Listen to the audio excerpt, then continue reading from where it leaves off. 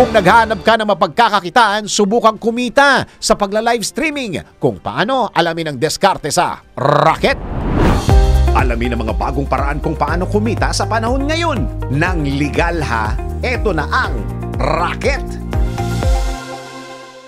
Isa ka rin ba sa mga nag-iisip ng pwedeng mapagkakitaan? Kung marunong ka mag-video ng iyong sarili habang naglalaro ng games, subukan ang pagla-livestream. Ang pagkita ng pera, pasimplihin natin sa Rocket. Sa panahon ngayon, digital na, kaya posible kang mag-livestream sa iba't ibang social media platforms.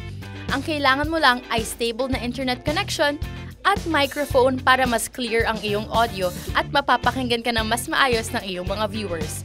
Kailangan may skills ka din sa paglalaro ng iyong chosen games at marunong kang gumamit ng live streaming app. Ang pwede mong kitain dito ay base sa iyong mga views at posible ka pang kuning representative ng national team sa palarong ila-livestream mo. Kaya kung may free time ka, itry mo na. Sabi nga 'di ba, hindi napupulot ang pera.